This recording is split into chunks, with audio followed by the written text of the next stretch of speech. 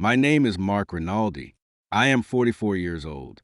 For the last 12 years, I worked as a lead software engineer for a fintech company called Veridian Solutions. My salary was $155,000 a year, plus a bonus that usually landed around 20 grand.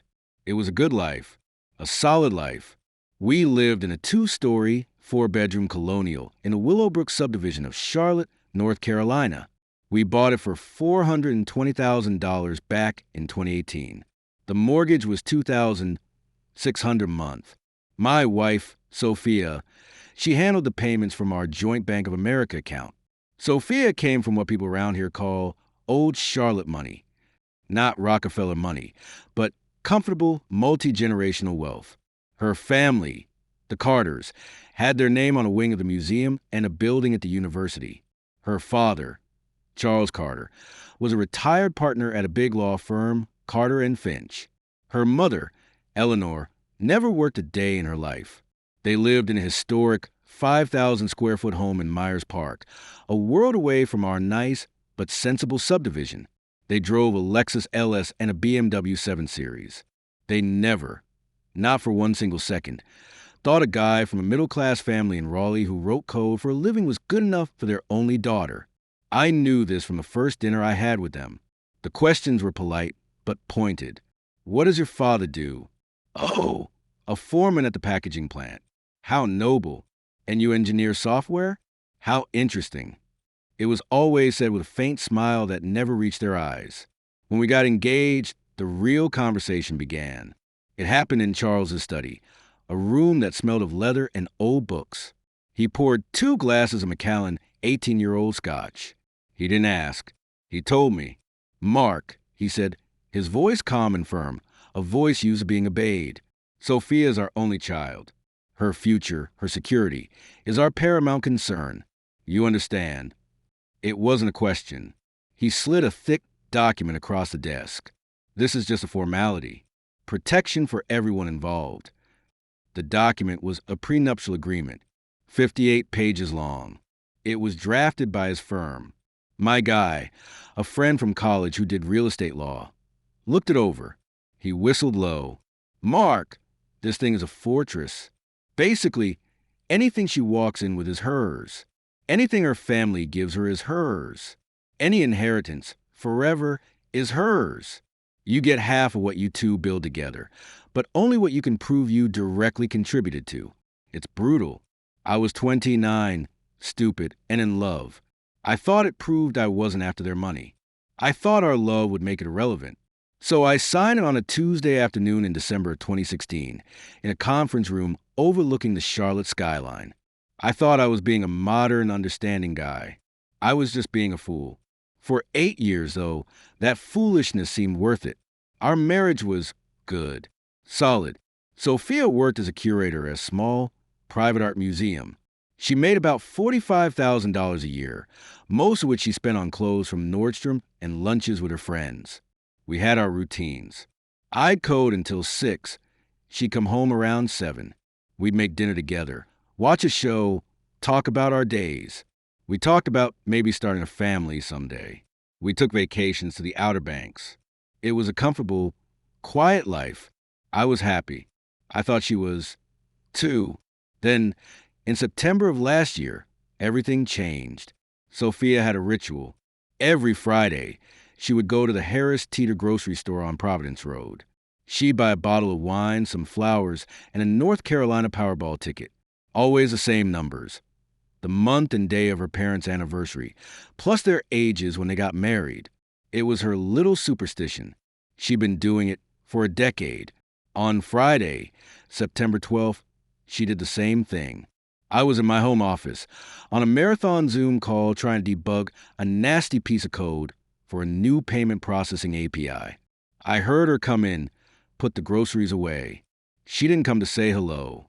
A little while later, I heard a sound, a kind of choke gasp. I muted my microphone. Soph, you okay? I walked out to the kitchen. She was standing at the island, her phone in one hand, a little slip of paper in the other. Her face was utterly bloodless. She was shaking. I thought she was having a heart attack. Sophia, what is it? What's wrong? She didn't speak. She just held out the slip of paper. It was a lottery ticket. Then she held out her phone. The Powerball numbers were displayed on the screen. I looked from the screen to the ticket and back again. My brain refused to process it. All 6 numbers. They all matched. The jackpot was $15 million. The room started to spin. $15 million. Oh my God, I whispered. Oh my God, Sophia. Then the screaming started. We were hugging, crying, laughing, jumping up and down like kids. I was already thinking out loud. We can pay off the house. We can retire. We can finally have that kid. We can go anywhere. I was dizzy with possibilities. That's when she got quiet. She stopped jumping. She took the ticket back from me, holding it carefully between her thumb and forefinger, like it was a fragile artifact. We need to be smart about this, she said, her voice suddenly calm. Too calm. We need to call my dad. Of course, we called her Dad. Charles Carter was at our house in Myers Park within 45 minutes. He brought a bottle of Dom Perignon. He was beaming, a sight I'd rarely seen. He clapped me on the back. This is incredible, Mark. Just incredible. This changes everything for you kids. He took the ticket, examined it with a lawyer's meticulous eye, and slid it into his breast pocket. For safekeeping, he announced. I'll put it in the vault at the bank first thing Monday. My financial advisor, William Sterling, will handle the claim. Discreetly. We don't want every charity and long-lost cousin in North Carolina knocking down your door. It made sense. He was a sophisticated guy. He knew about these things. I was too overwhelmed to think straight. We drank the champagne. They made plans. Charles talked about tax strategies, wealth management, trust funds. Sophia nodded along, hanging on his every word. I just smiled and nodded, too. The next few days were a blur, but a weird blur. Sophia became distant. She was always on her iPhone, having hushed conversations in the other room. She'd leave when I walked in. She started talking about her money. It started small. We were watching TV, and a commercial for the Amalfi Coast came on. Oh, I'm definitely going there, she said. Yeah, I said, squeezing her hand. We should go in the spring. I've always wanted to see Italy. No, she said, pulling her hand away. Not looking at me. I'm going. I think I'll rent a villa for a month. I brushed it off. She was excited. It was a lot of money. It was just a figure of speech. But the comments kept coming. She talked about her new car, her new wardrobe, her investment portfolio. The our and we that had defined our marriage for 8 years had completely vanished, replaced by a cold, singular I and my. Then, on Thursday evening, I came home from work. It had been a long day. A major system outage had kept me at my desk until past 7. I was tired. I pulled into the driveway, noticing the house was dark, which was unusual. As I walked up the front door, I saw them. 2 suitcases. My suitcases. The big black Travel Pro I use for business trips and the smaller blue one. My first stupid thought was that Sophia was taking a trip and had pulled my bags out by mistake. I was confused. I unlocked the door and walked into the foyer. The lights flipped on. Sophia was standing there in the middle of the living room. She was dressed not in her usual leggings and sweater, but in a sharp black dress, like she was going to a funeral. Flanking her on either side, like stone-faced sentinels, were her parents. Charles in a crisp suit, Eleanor in a tailored dress and pearls. They all had the same expression, cold resolve and utterly serious. What's going on? I asked, dropping my laptop bag by the door. Why are my bags on the porch? Are you going somewhere, Soph? Sophia took a small step forward. She finally met my eyes, and there was nothing in them I recognized. Mark, she said, her voice flat and emotionless. This isn't working for me anymore. I actually laughed. It was so absurd. What are you talking about? We just won $15 million. Everything is working great. That's the point, her father said, his voice a low, grave rumble. The dynamic has shifted. This windfall, it changes Sophia's trajectory. She's entering a new chapter in her life. A chapter that requires freedom, unencumbered freedom. I looked at Sophia, my wife. Honey, what is he talking about? What chapter? I want you to leave, Mark, she said, each word a small, precise hammer blow. Leave? This is my house. We're married. The house is in my name, she stated, as if reading from a legal document. My parents gave me the down payment. It's a premarital asset. According to the prenup, you have no claim to it. I felt the air leave my lungs. The room seemed to tilt. The prenup? Sophia, we just won the lottery. We, as in both of us. You went to get wine and flowers. She shrugged, a tiny, cruel motion. I used my personal credit card to buy the ticket, the one my parents gave me. It's my separate property. The prenup is very clear. Inheritance and gifts are separate property. This is a gift from the state of North Carolina. To me, I stared at her. I looked at her mother's smug, satisfied little smile. I looked at her father's stern, triumphant nod. They'd planned this. They'd read the document they forced me to sign, found their loophole, and now they were executing their plan with military precision. Their golden ticket had arrived, and I was just the baggage they needed to jettison. You're kidding me, I whispered, the words barely audible. You're actually doing this. Your things are packed, Eleanor said, her voice like the clink of fine china. We were generous. We included your expensive running shoes and your watch. Sophia finally took a step forward, her eyes cold. It's over, Mark. Our lawyer will be in touch. Don't make a scene. It will only make this more expensive and embarrassing for you. Her father took a step toward me, using his height to intimidate. It's better if you go quietly, son. You'll save yourself a world of legal fees and heartache. You have a good job. You'll be fine. I was fine. I was just fine. I was a 44-year-old man being evicted from his own life with 2 suitcases and a pair of running shoes while my wife and her parents stood in a united front over our $15 million lottery ticket. I didn't say another word. What was there to say? I turned around, walked out of my own home, and got into my 2021 Ford F-150. I drove aimlessly for an hour until I found myself pulling into the parking lot of a red roof off Interstate 77. It was $99 a night. I used my personal credit card to pay for it. I sat on the stiff, polyester bedspread in that generic, beige room. The silence was deafening. The shock began to recede, and in its place, a cold, hard fury began to burn in my gut. They thought they were so smart. They thought their ironclad prenup had me completely boxed out. Charles with his vault, Eleanor with her smugness, Sophia with her new, ice-cold resolve. They forgot one critical thing. I am a lead software engineer. It's my job to find bugs. It's my job to find the flaws in complex systems, the loopholes in logic, the backdoors in code, the single point of failure that can bring an entire network crashing down. And as I sat in that motel room, the hum of the interstate a constant reminder of my exile, a single line from that 58-page document I'd signed 8 years ago floated into my mind. A clause my real estate lawyer friend had pointed out and laughed at. He called it standard boilerplate language. I'd forgotten about it until that moment. I opened my laptop. I found a scanned PDF copy of the prenup I kept all these years, buried in a folder labeled tax docs. I started to read, not like a heartbroken husband, but like an engineer. And I found it, their single glorious point of failure. The silence in that red roofing room was heavier than any I'd ever known. It was a silence of a life dismantled, but the shock was already hardening into something else. Something cold and sharp and focused. Rage is a hot emotion, but revenge? Revenge is cold.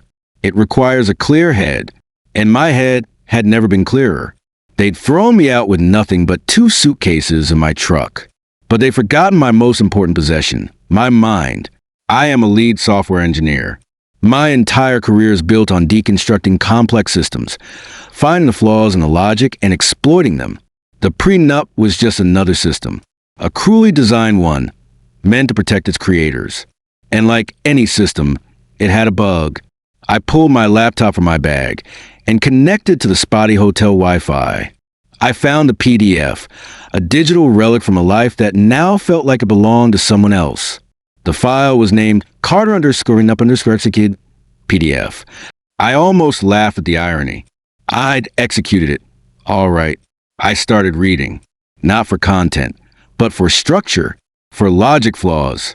I skipped the obvious stuff about her family trust and the Myers Park house.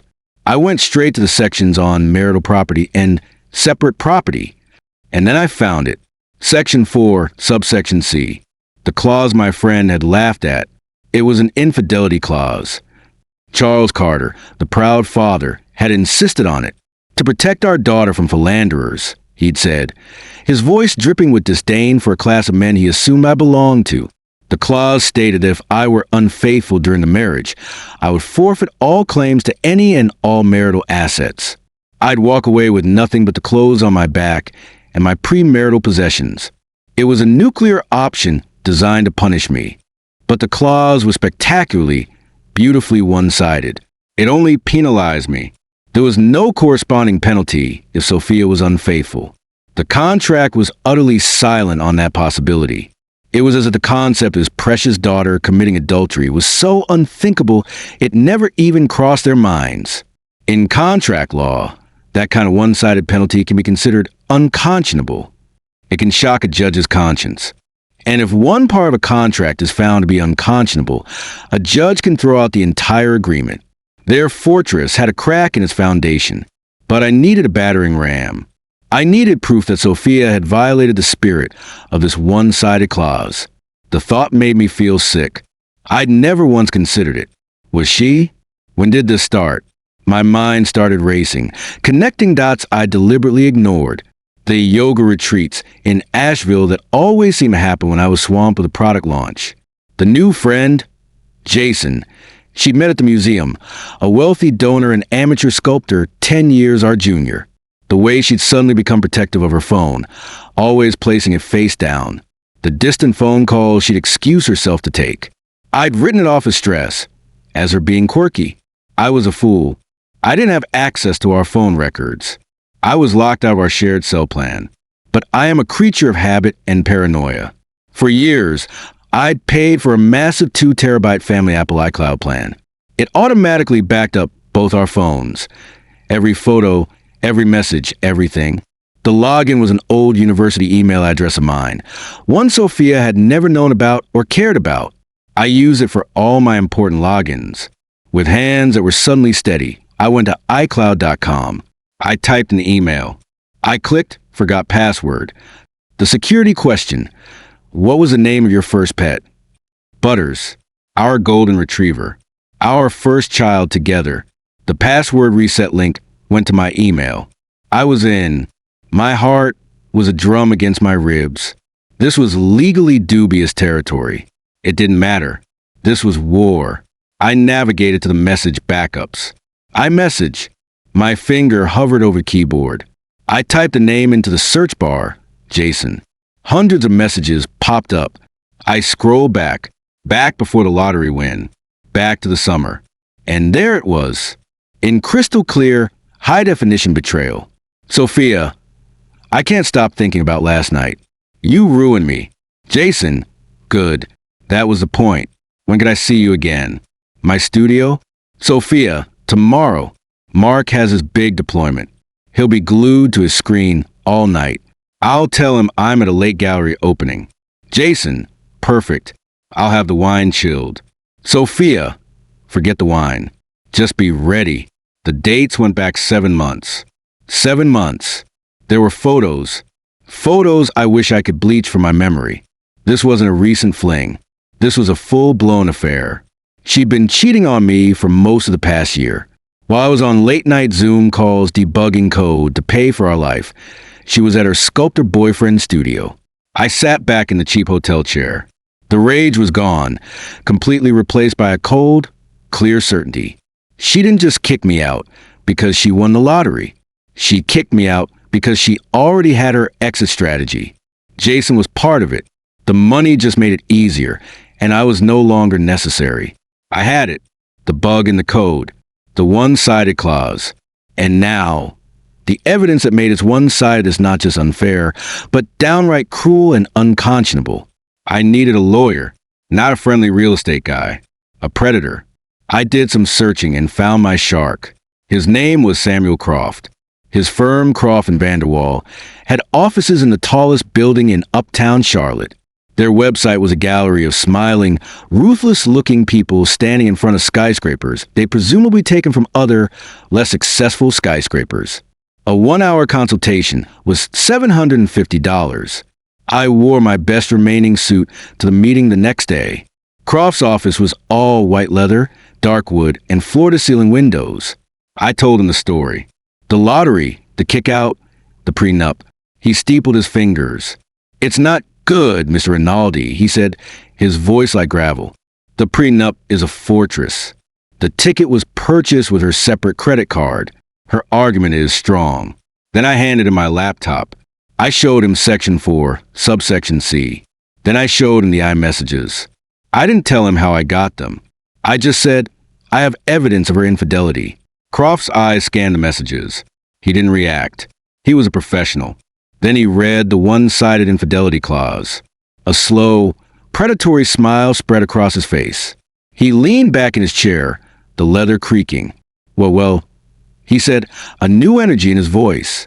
"This changes the calculus entirely. This clause is a gift, a poorly drafted, emotionally charged gift from a father who thought his little girl could do no wrong." He explained the strategy. "We wouldn't sue for half the lottery money. Not yet. First, we would file a motion to invalidate the entire prenuptial agreement on the grounds that its one-sided infidelity clause was unconscionable. We would use their own weaponized sentimentality against them. The retainer is $30,000, Croft said, his tone now all business. I didn't flinch. I'd already drained my personal savings account to keep the retainer on my credit card. I would have mortgaged my soul. "Do it," I said. The next day, we filed a motion. We were going to tear down their fortress using the cornerstone they themselves had laid. I knew they'd been served. I could feel the panic emanating from Myers Park, from 10 miles away. I was sitting in my hotel room, eating a terrible microwave dinner, when my phone rang. It wasn't a number I knew, but I knew the area code. It was a Myers Park number. I let it go to voicemail. It rang again, and again. Then, a text came through from Sophia's number. The first communication since she'd thrown me out. "Sophia, Mark, we need to talk. My father wants to make a deal." I looked at the text. I felt nothing. No joy, no sadness, no victory. Just a cold satisfaction of a problem solver who had found the correct solution. I didn't reply. Let them sweat. Let them panic. Let Charles Carter, the brilliant lawyer, realize the catastrophic mistake he'd made in his own contract. The game had just begun. And for the first time, I was the one who knew all the rules. I didn't reply to Sophia's text. Not that day, not the next. Let them marinate in their panic. I knew how their minds worked. Charles would be on the phone with his lawyer, Bradley Morrison, a name I'd quickly become familiar with. They'd be scrambling, rereading the prenup, looking for a way out of the trap they'd built for themselves.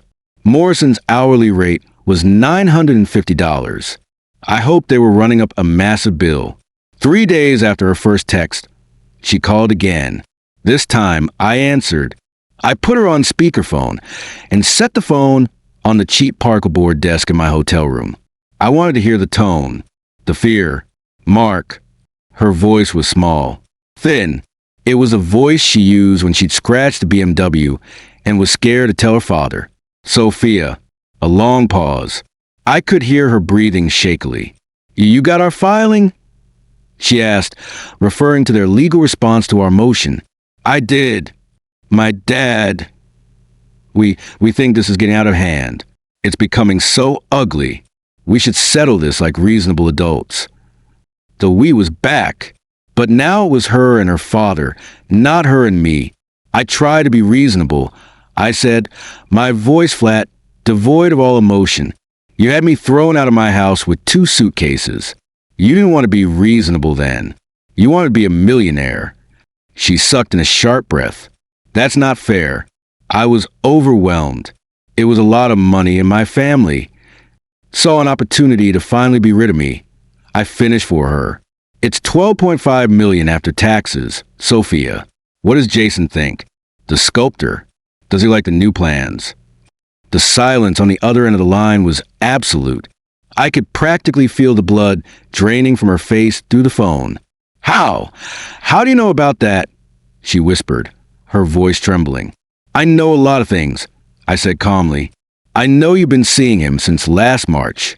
I know you were at a studio on South Boulevard the night. You told me you were at a gallery opening. I know you told him I was emotionally neglectful and that you felt stifled in our marriage. More silence. Then a soft, pathetic sob. It might have been real. I felt nothing. My dad wants to offer you $2 million, she blurted out, desperate. Cash. A wire transfer. A clean break. No more fighting. No more lawyers. You can walk away a multimillionaire, Mark.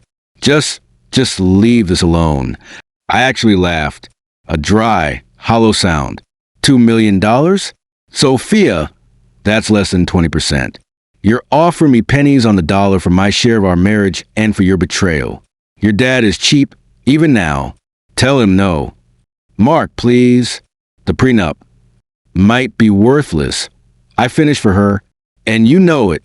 And if a judge throws it out, then we're under North Carolina's equitable distribution laws. That's half of everything, Sophia. Half the house's appreciated value, half my 401k, and half of that lottery ticket. My share would be over $6 million. You're offering me a third of that to just go away. Not a chance. You'll never get half, she shrieked, her composure finally shattering. We'll fight you for years. We'll spend every single dollar on lawyers before we give it to you. I know, I said, my voice still calm. That's your father's strategy. Spend $2 million on lawyers to save $4 million. But here's the thing. I've already seen the messages. Sophia, the court will see them too. The story will get out. The Charlotte Observer loves a good society scandal. Myers Park heiress cheats on husband, steals millions. How will that look for your family's reputation at the country club? How will it look for the museum? How will Jason like having his name and his art splashed all over the news? I let the silence hang. I could hear her crying softly. What do you want? She asked, utterly defeated. I want my fair share, I said. I'm not greedy. I don't need half. But I'm not taking $2 million. You have your lawyer call my lawyer. And you tell your father his lowball offers are an insult. I hung up. The negotiation that followed was a brutal, month-long war of attrition. Samuel Croft earned every penny of his fee. Charles and Morrison fought for every single dollar, trying to argue that the messages were inadmissible, that the clause was standard, that I was extorting them. But their position was weak, and they knew it. Finally, we reached a number. It wasn't half, but it was enough. $4.2 million. A cash settlement paid directly from the lottery winnings. In exchange, I would sign a comprehensive NDA. I would never speak about the affair, the lottery, or the specific terms of the prenup. I would walk away. No further claims to anything. The house, the furniture, the memories, it was all hers. I took it. Croft advised me to. A trial would have taken years and cost a fortune in legal fees. This was clean. This was certain. And $4.2 million was a life-changing amount of money. It was never have to work again money. The day the wire transfer hit my new solo account at First Citizens Bank, I did two things. First, I called Samuel Croft and wires firmed their final fee, a staggering $180,000. It was the best money I've ever spent. Then I got in my Ford F-150, my truck, paid off, and I drove to the Hendrick BMW dealership on Independence Boulevard. I didn't change out of my jeans and t-shirt. A young salesman named Chad approached me, oozing condescending charm. Can I help you, sir? Just looking today. I ignored him. I walked straight over to a BMW M8 coupe in a color called Brands Hatch Gray. It had a sticker price of $137,000. I pointed at it. I'll take this one, I said. Chad blinked. Sir, would you like to discuss financing options or perhaps schedule a test drive? I pulled out my phone. I opened my banking app and showed him the clear balance. His eyes widened and his entire demeanor shifted from condescension to outright awe. No test drive. No financing. I'll write you a check. Right now. I drove it off the lot that afternoon. The roar of the twin-turbo V8 engine was the most therapeutic sound I had ever heard. It wasn't a happy sound. It was a sound of closure. I didn't buy a mansion. I bought a modern 3,000 square foot condo in South End with a view of the skyline. It's easy. No maintenance. No memories. I still do some consulting in tech because I enjoy the work. But now, I only take the projects I want. And Sophia? Last I heard, she and Jason broke up 6 months after the settlement. Something about him not being serious enough about his future. Shocker. She bought a penthouse in Uptown. She's still on the museum board. I think. I don't follow her. Her parents? They still live in Myers Park. I saw Charles Carter once from a distance at a charity golf tournament. He saw me. He looked at the BMW. He looked at me. He turned without a word and walked the other way. He spent his life building a fortress to keep people like me out. He taught his daughter to do the same. But in the end, they were so focused on walls, they didn't notice the flaw in their own foundation. They were so convinced of their own superiority that they never imagined I'd be smart enough to find it. They underestimated the guy who fixes things for a living. So that's my story. My name is Mark Rinaldi. I'm 45 years old. I live in Charlotte, North Carolina, and I'm doing just fine. If you felt the satisfaction of justice served, make sure to subscribe to the channel and hit the notification bell for more stories like this. Leave a like and share your thoughts in the comments below. Your support helps bring these stories to light.